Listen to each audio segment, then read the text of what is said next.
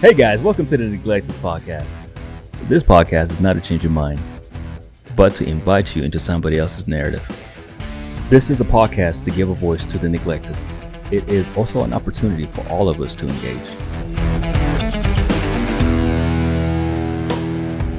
What's going on, everybody? Welcome to the Neglected Podcast. My name is Nick Schultz. Hit me up at Schultzy Time. We are at For the Neglected. We are here in City Church. My man, producer, the legend, Quinn, is over there producing. Quinn, thanks for being here like always. And I've got a super special guest today.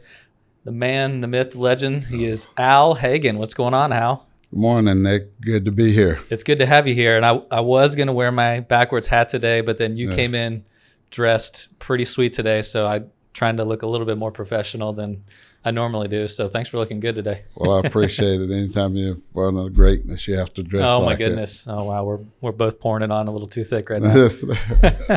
So I think we initially got hooked up. I ended up deciding I wanted to work for a nonprofit called Excel, where I was mentoring young men, a lot of them at risk, which I'm doing right now. And I think you found Excel or something happened on Facebook and you reached out to me, sent me a message, and we're just very encouraging and said, hey, I love what you're doing, what you guys are doing with Excel and your mentoring, and I want to get involved. I want to know more about it. I think that's how we initially got connected there. Absolutely. And I'm glad I did. Well, I appreciate it. And you've been very encouraging to me. And I know you're a very busy man. We'll get into that later on too, but you've still tried to make time to help me out and encourage me with what we're doing, because you are in the same county that I serve in Bryan County here in Savannah, Georgia. And just appreciate you being here, and I'm glad you're willing to share your story and kind of where you're going at in life right now. So thanks for being here. Absolutely. Thank you again, Nick. And Al is the name you go by, but that's not your full name, is it? No, it's actually Alfonso. Alfonso, but okay. I go by Al, yes. Al's a little bit easier for people to, to say. All right, very good. Well, Al, just give us a little bit of a background of how you grew up, where you were, your family dynamic, and what life was like at a young age from what you can remember. Yes.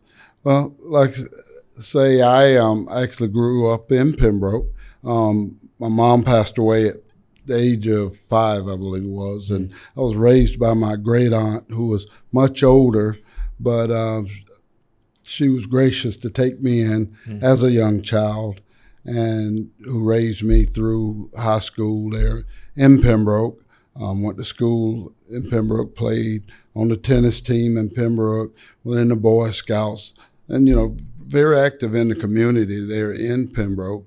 And but growing up, I became what I call was manipulative, because I knew that if I told my aunt something, she believed me. And so a lot of the issues I grew up having was my own causation was by myself. So later, with people in the community really rallying around me, helped me to take a better path in life than I thought I would be on initially, because it was like I always felt like the world was against me and everybody was against me. I used the thing as my parents aren't here, so I always made excuses for what was going on in my life instead of accepting the fact I was in a good, loving home. Yeah.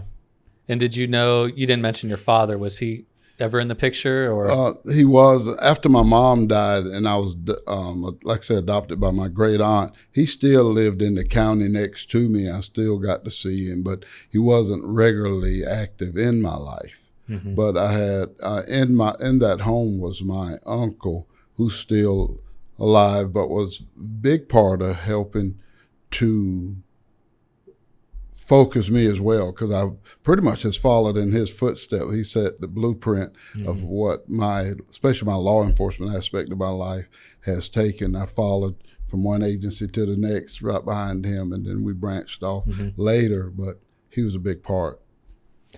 And I'm just really interested because of the line of work I do. What do you see, like, not having a father growing up? Like, how did you see that over time kind of affecting you and growing up without that male figure, especially your biological father, of not being in your life?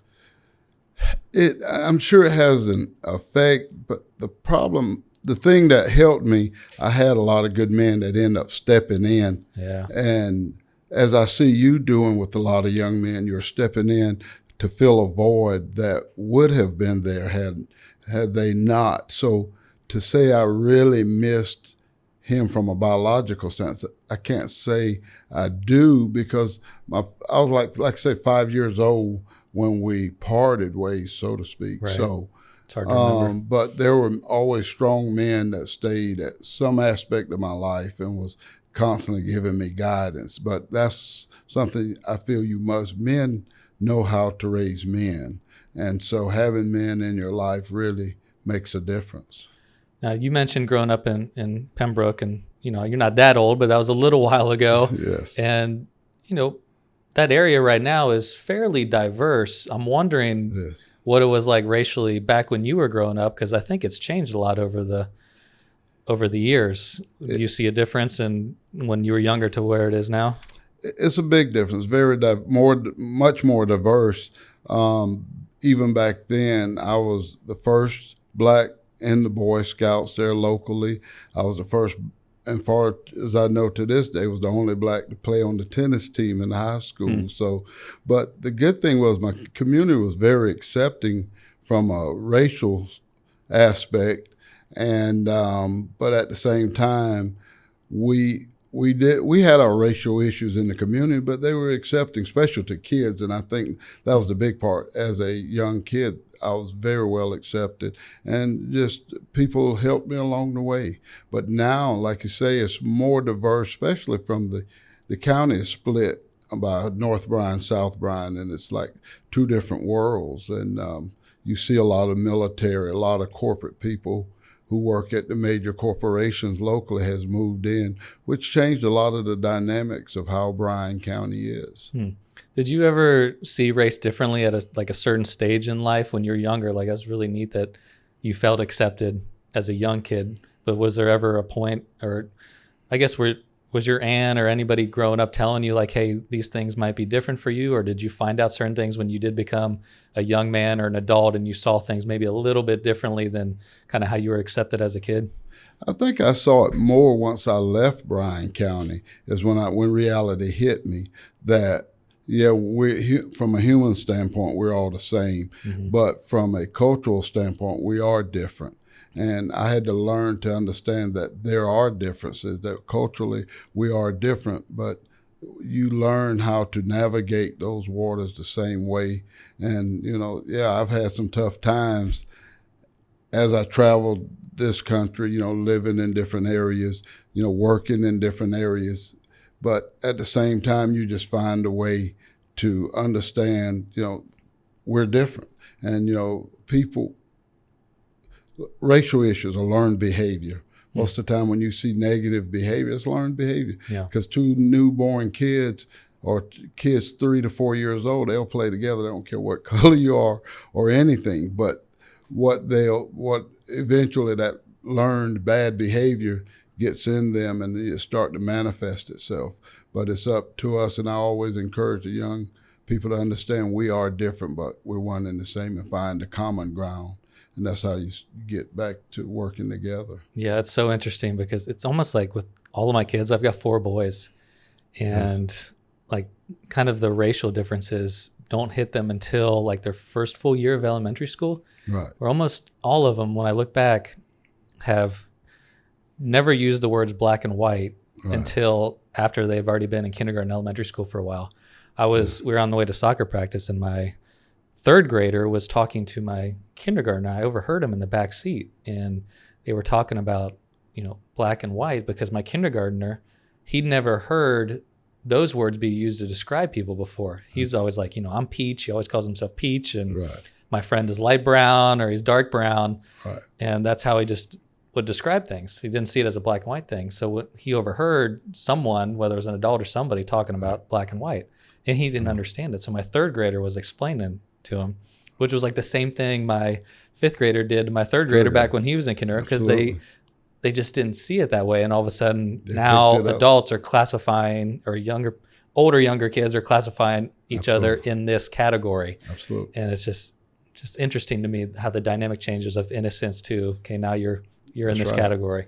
And that's what we do. We tend to do is first thing we do is categorize people. Yeah. Each other. I would say you walk up, you first start to judge or put labels, and it's natural human behavior. But like I said, once we start to interact, the key, I always encourage people to interact with each other. Ask questions before you judge, because you'll be surprised how much we're truly alike. Yeah. So we have so much in common. No matter where you travel across the country, you have a lot in common. So yeah, no, I agree.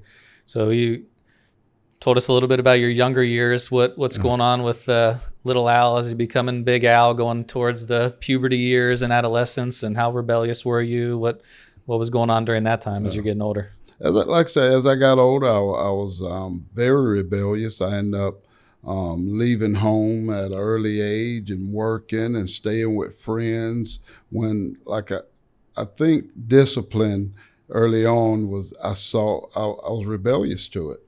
And later I learned, of course, that was the best thing ever. When I went off to school, I saw guys and girls doing things I never dream of. And so, would do in the public. And so I was like, at that point, I started to realize what a great parent I had by them teaching me you don't do these things in public, giving me a guideline of how to live in public. And but I went through a period of rebellion. But like I say, all the wounds that I've received were self-inflicted. And I actually went to a school up in Kentucky, and I always had this chip on my shoulder. They don't like me. Everywhere I went, they don't like me. They're after me. They're doing this to me. And in what regard? Like just as you as a person? Was it being a young man, a race thing, or just overall? Or just overall, I just thought everybody, and I made excuses because I was adopted, or I made excuses because I was overweight. It was so many things that I could put a label to, saying this is the reason they don't like me. Right. And so I went up to school up in Kentucky, and the first day in class, I'll never forget his name, Mr. McGee. We were in algebra class, and Mr. McGee was going over algebra, and I was like, Mr. McGee, you just don't like me. And he looked at me, and he said, Al, he said, I never saw you in my life. He said, why would I not like you? You're a young man. And he said, I'm here to help and not to hurt you. And it was like somebody hit a light switch. It came on. It was like, I'm almost 500 miles from home. Nobody know me. Why? It must be me. It was like something said, Al, check yourself. And I realized the problems I was having, it was within myself.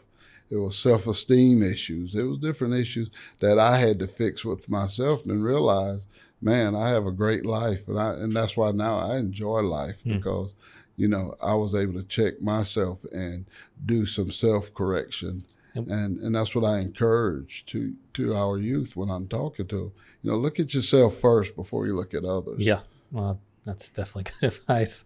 And was that college or high school? You said you went to school up there? It was a community college up there that I was going to. And when you said you were, I guess, kind of ditching out or leaving home, was that you were not going to high school when you were down here? Or you were just leaving home? Just leaving home. Gotcha. I had a couple of, living right in the same community, but it was with friends who allowed me to come stay with them, because there was no discipline there. I could go get up and go out to the club if I wanted to.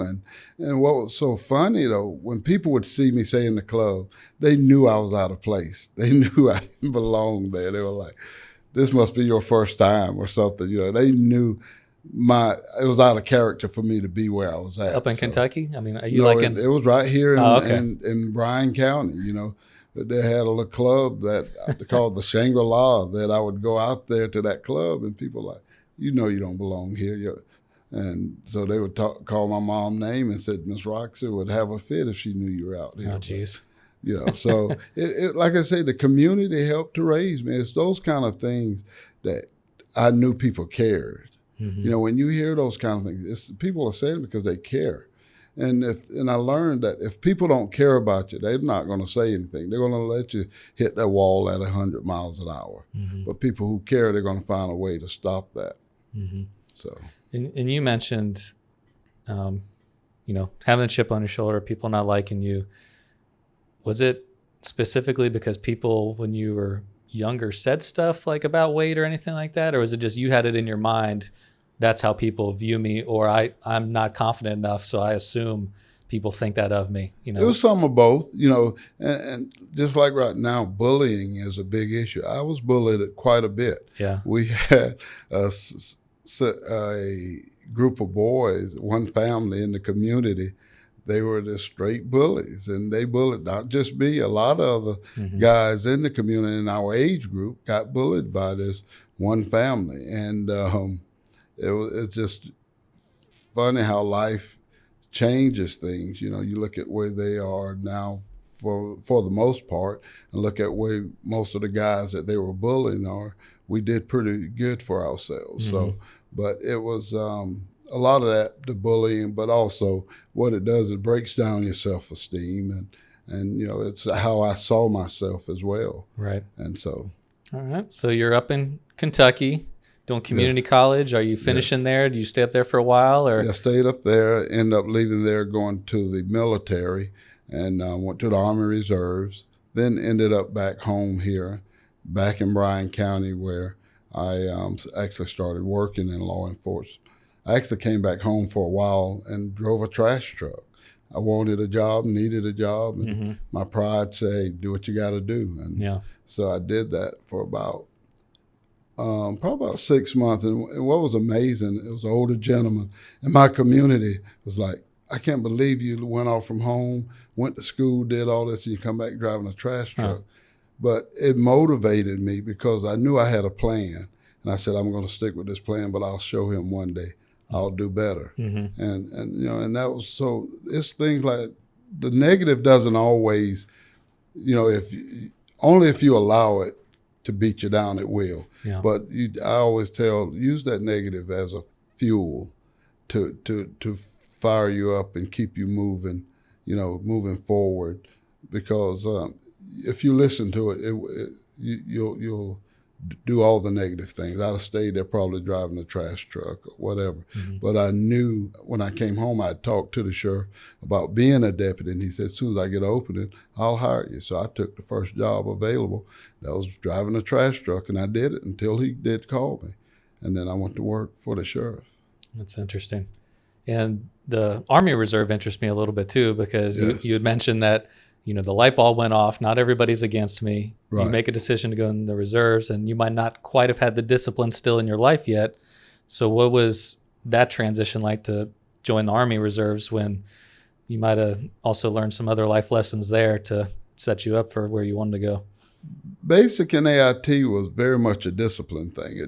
It teaches you discipline. I would encourage it to every kid that if you didn't do nothing, go into the reserves, Coast Guard, reserves, or whatever, because that 6 months or so of discipline and plus it teaches you to respect the structure of hierarchy, and it helps you in your professional life. It teaches you so much that, it teaches life skills you can use throughout your life. So I was really helped by doing so. And I went in the military as a truck driver, came out, and I eventually did drive trucks for a while. And so I've done quite a few things in my life as it relates to that started off early. You would think that would play over late in my life, and that was like driving trucks. I eventually owned a small trucking company, and while I was in law enforcement. So I found ways to survive and always try to make life better for myself. What do you think was one of the harder lessons you had to learn through that discipline that maybe you'd never experienced before, or you just thought you were good at but realized I'm not as disciplined in this aspect of my life as I thought it was? Probably, as far as discipline, just learning to respect others. That I had to learn to truly the importance of respecting others and accepting them as they are, not feel like they should fit my mold, but understanding that they're different and different for a reason, but respect them no matter what. Yeah, which is interesting because your life growing up and feeling like everyone's against you. Absolutely. And not feeling like people respect you for whatever reason. Now you are learning that I got to give the same thing that I want to give myself. And that's what you have to be careful of, because a lot of time when people are victimized, they tend to victimize the same way. You know, like parents who beat their children with a belt a lot of times tend to grow up beating their kids with a belt, right, because that's what was ingrained in them. So I always feel, you know, the negative I have to change at some point. I have to change that. Even in my family structure, would have to change that behavior, because it's not a positive behavior. You know.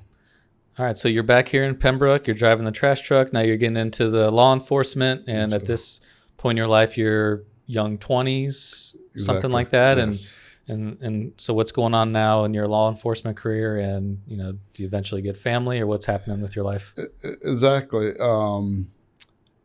Life really picked up once I got into law enforcement, because I was doing the things I really enjoyed. Went to work with the sheriff's department. Then I left and went back up to Kentucky for a year, worked at a Job Corps Center, which is skill development and educational development for young youth, usually from the age 17 to 23. So I worked there for about a year and a half, really enjoyed that, was just homesick. So moved back to Bryan County, went to work at the police department for Chief Jeff Simmons and Mayor Cook there, and worked until probably about 2 years, then went over to the sheriff's office. Worked at the sheriff's office for about 4 years, became chief investigator, and then eventually always had a goal of wanting to be the GBI or FBI. And so continued this work towards that goal, tried to take every bit of training I could, then eventually went to probation for about 2 years, was a surveillance officer in Hinesville probation. And that was a real lesson for me, because when most of the probation officers were home on weekends, I was out working at night.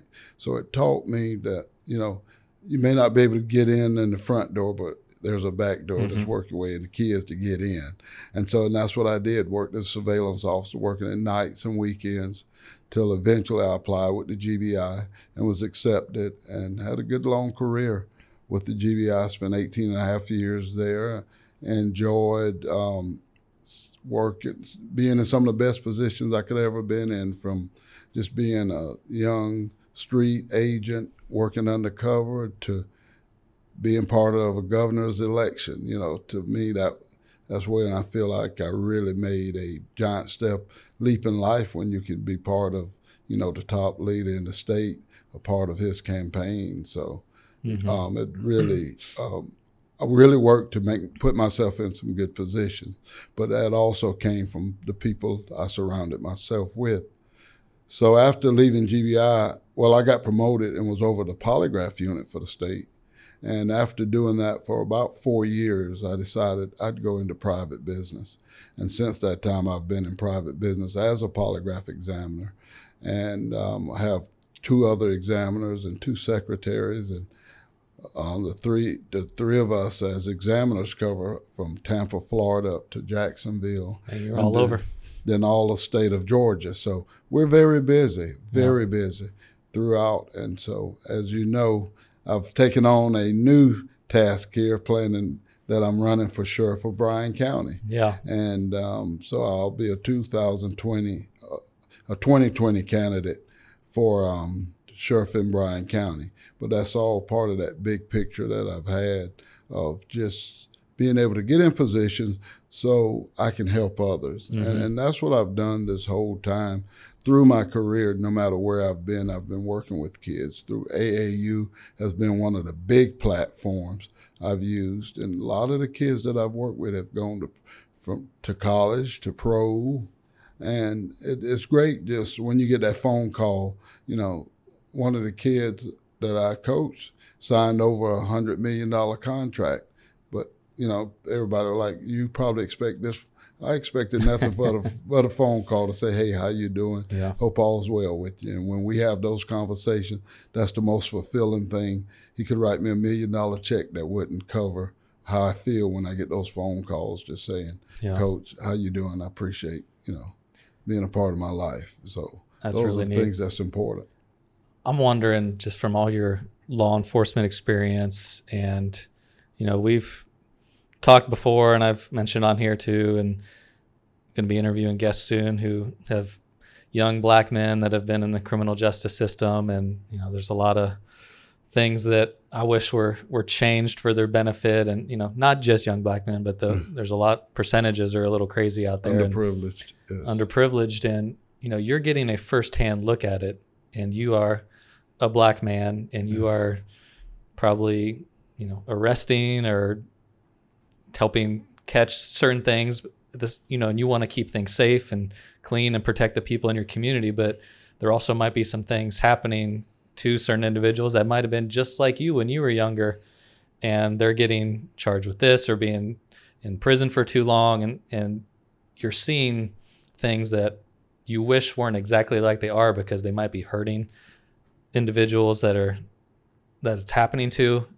And I'm just wondering what that dynamic is like for you, being on the law enforcement side of it, but also kind of the personal side of where you were and how you feel for them. And I don't know. I think it'd be tough at times. It's very tough to watch some of our system is broken. I'll sit here and tell you, I'm not afraid to say that. Mm-hmm. The system is broken, need a lot of fixes.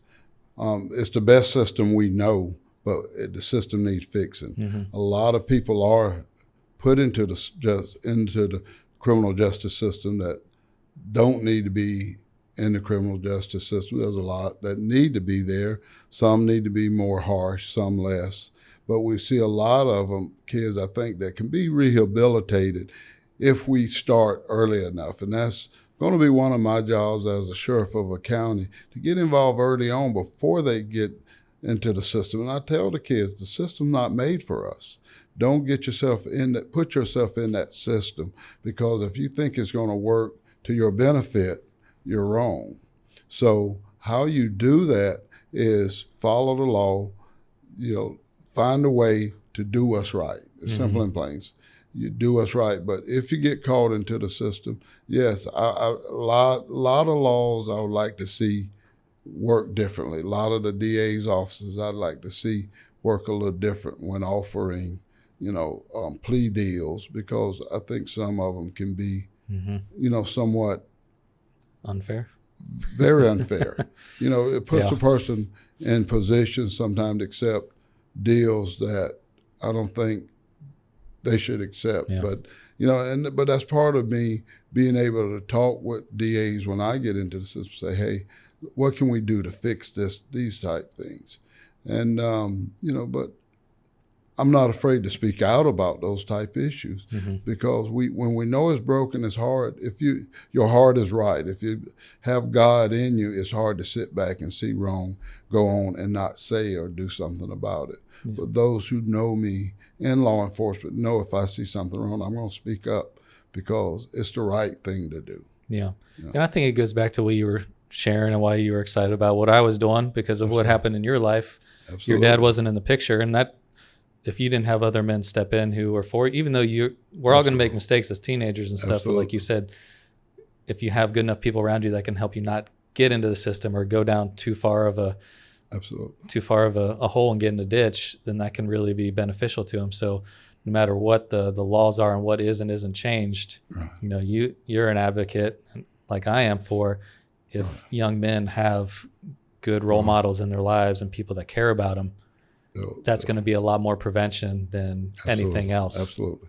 Because the jail system doesn't help. I tell people it doesn't rehabilitate. Yeah. The purpose of prison is a good thing. It's supposed to, okay, this is a shock to my system. I don't ever want to come back here. Mm-hmm. But if it makes it where they will constantly coming back, then that's where there's a real problem.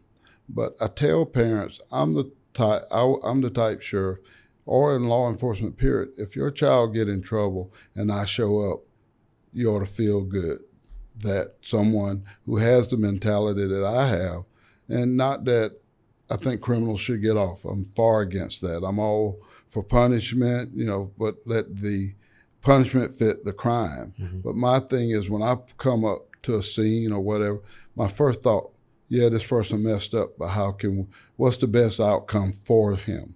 Because if somebody have a DUI, giving him or her 10 citations because they got broken tail lights, all this craziness does nothing do but put them further in a hole.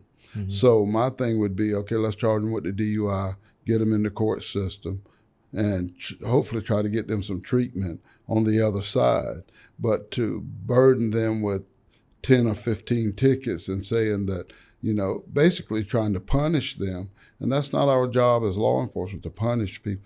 That's the court system to handle that aspect of it. But my thing is to try to make the best outcome for that person that has gotten in trouble or has put themselves in a tough situation. Mm-hmm. Yeah, it seems like you're very much of the approach of wanting to be sheriff, being law enforcement because you want to help.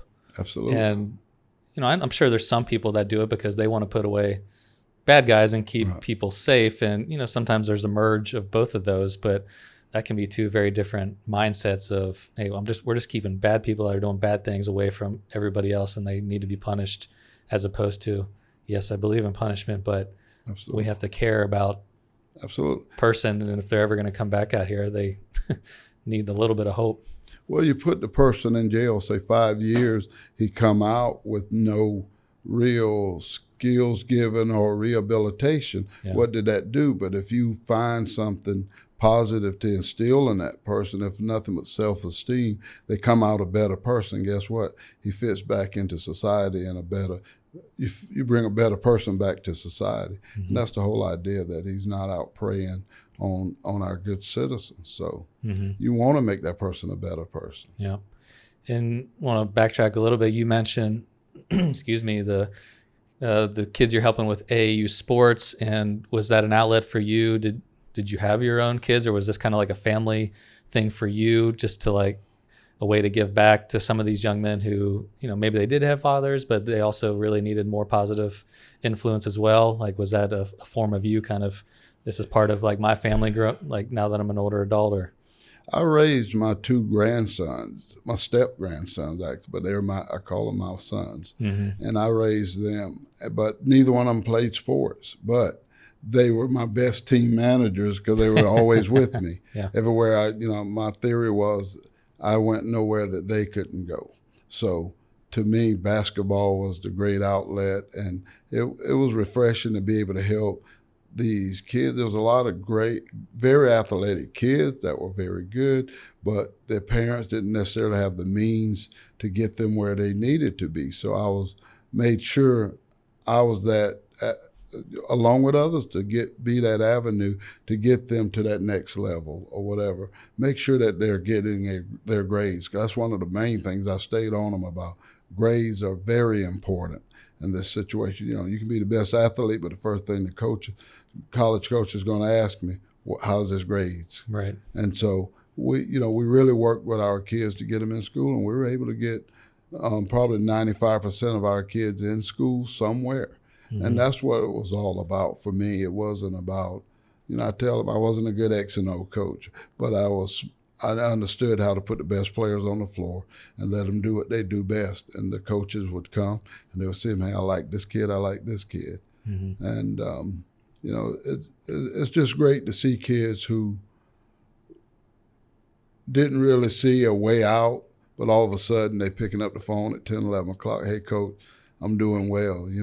I graduate. It's, a kid I just was involved with. He graduated from Savannah State, the first in his family to graduate from college. But basketball's that avenue to get him there. He went to 2 or 3 other colleges prior to finishing, but still he stayed focused. We would constantly talk, over the phone to keep him motivated. And finally he graduated, and I'm really proud of him. Yeah. Do you think you would have been who you are and doing some of the things you are doing if you didn't have those kind of mentor men in your life when you were younger? Absolutely not, because I had a lot of negative forces pulling at me. Hey, let's go party, let's go do this, let's go get something to drink. And and I never drank, but I had not had the fear of my mom along with these positive forces saying that's not the way. Yeah, it would have been very easy, and that's why I tell the powers that be, these young kids, let's get on them early in the middle school or so, because the gangs are standing here. They don't love you, but we do. And that's a lot of times why we got to get a hold of them, show them we love them before the gangs get a hold of them, or whatever the negative. It could be one person that influences them negatively. And so it's important for us to get in their ear early on and truly show them that we care about them. Mm-hmm. And I'm constantly heaping praise on you because I see it, and I see the kids that you take the time, and what's amazing, you have your own kids. You could be selfish and say, "No, I'm gonna be home and spend this time with my kids," but yet you're out helping every kid possible, and that's why I reached out to you, and you responded, and like I said, I even feel bad that I haven't spent as much time with you working with the kids, because you really put it in. But and we'll continue, and we'll do more, because there's kids in Bryan County that truly need it. Yeah, well, you're a pretty busy guy, polygraphing all around the state and the region, and running for sheriff, and you got a lot going on. So I appreciate it anyway, and part of the reason for asking you on here is like, you didn't ask me to be on the podcast. It wasn't like, hey, I want a campaign or something like that. It was, I reached out to you because I, knew a little bit about your story from interactions we've had, but also just your heart in this area. And I think when you are able to hear someone's story from where they came from, but also how they're trying to help other people because of either it was really bad or because I got helped out when there's a lot of people that didn't get helped out. It's important to tell that kind of stuff, because it does. It only takes one of my favorite quotes, like, it takes one loving adult to really change a kid or a young person's life. And, we all actually have the ability to do that where we're at. Absolutely. You don't have to go looking someplace crazy for it. You don't have to sign up for some organization. No. It's just, don't be afraid to get a little bit messy and maybe get rejected or, be judged. And because most of the time that's coming out of fear and past hurt. Absolutely. That you're getting those negative things when they just want somebody who loves them, that's going to be consistent and is going to be around. Absolutely. So they might try to keep you away, but it's to see if you're actually going to stay. Absolutely. Well, because they lose trust, because a lot of times when the father's not in the home, they'll make promises to them and don't keep them. Mm-hmm. And once they start to get that kind of rejection, I tell young men, if you promise your son or daughter something, especially when you're not living in the home, make sure you follow through, because they're sitting side the curve. And I'm sure you've seen that picture where they're sitting side the curve, really looking up and down the street, just wondering when that car is going to turn the corner, because they're truly looking for it, because they love you no matter what. So truly, when you promise kids something, follow through, because that can truly make or break a kid. Yeah. And I think for you, one of the things I love too is just the encouragement aspect of it, and not just keeping a record of wrongs or like, you need to do this, you need to be this person, but just pouring a little encouragement on them. Because for some reason, I think we just assume that people are getting praise and all the time, or being told the things they do well. And for the most part, young people aren't. Even if they have good parents, a lot of times they're not being told like how they're special, that they matter, being hugged, being encouraged by things that they do well. And you were at the meeting we had just this past weekend, and one of the boys that was there, I only met him a couple times, but he was like, that was one of the best things. Can we do that every week? Right. Because he's living with his uncle or grandpa, parents are out of the picture, no dad, and just the fact that we were like telling them, hey, like, you can be something, and we want to help you with it. And you assume somebody was telling them that. Nobody's telling them that. Nobody's telling them. And a lot of time, even in, like I say, what we consider a traditional home with love in it, we don't tell them, because we say, oh, he know I love him. Mm-hmm. But they want to hear it. Just like husband and wife, they want to hear each other say, I love you. Mm-hmm. Those kids want to hear the same thing. And those are the things that build self-esteem. Mm-hmm. I tell, especially men, tell your daughters you love them. Don't wait till the man in the street tell them that. Mm-hmm. Be the first to tell your daughter you love, so it's nothing special when she hear it.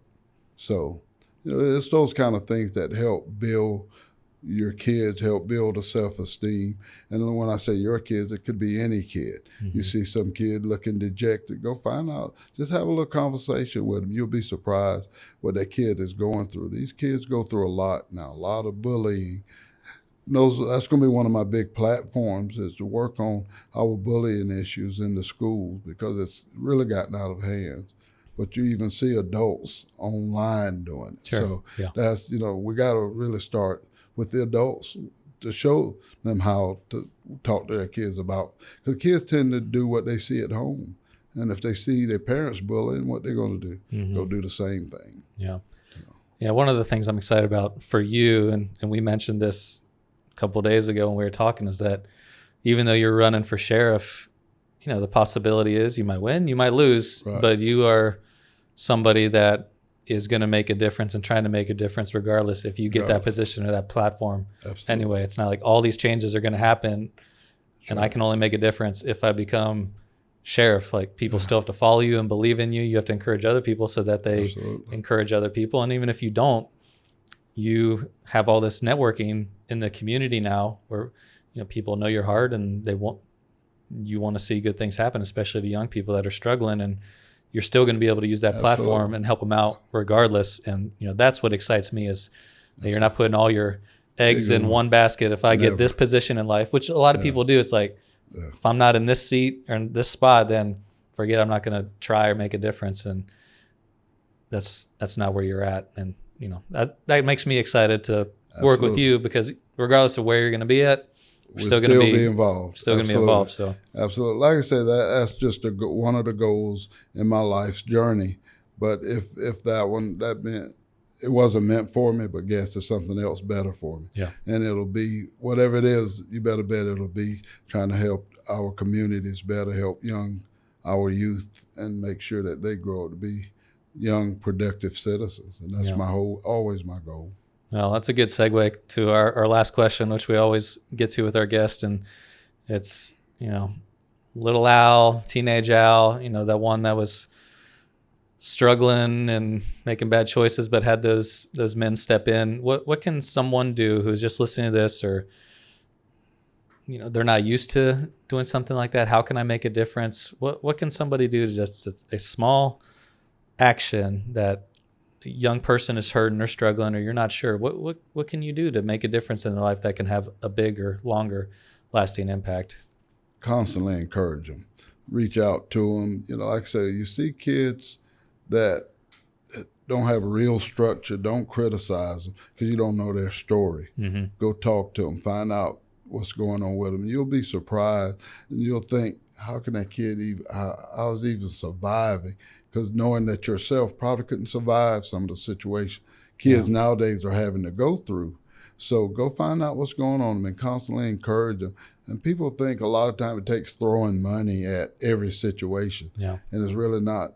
A lot of those kids a lot of times have money in their pocket, but they're miserable. And we as adults can be the same way. Have all our bills paid, everything going, but life can be miserable for us because there's still something missing. Yeah. And for these kids in our communities, a lot of it just love. They're looking for somebody to tell them, hey, I'm proud of you. If you see me, I'm around, I'll look at a kid all the time. I'm proud of what you're doing, especially when they're doing something positive.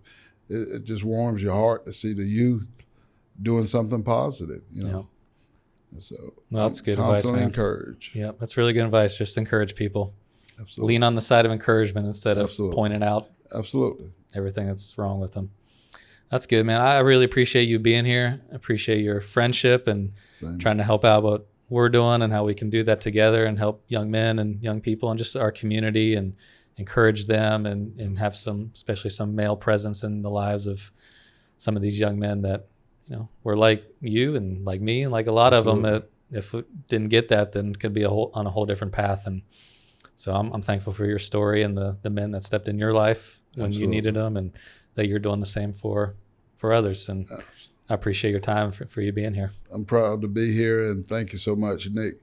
Continue doing the great work that you're doing. I'm telling you, and it shows, and it's paying off. And like I say, I'll be a conduit for you in Bryan County in any way possible. So thanks for the opportunity here. Thank you, man. I appreciate it. Everybody, thanks for being here. Quinn, thanks for producing. City Church, thank you for hosting. This has been The Neglected, and you can reach us at For The Neglected. And we'll see you next week. Peace.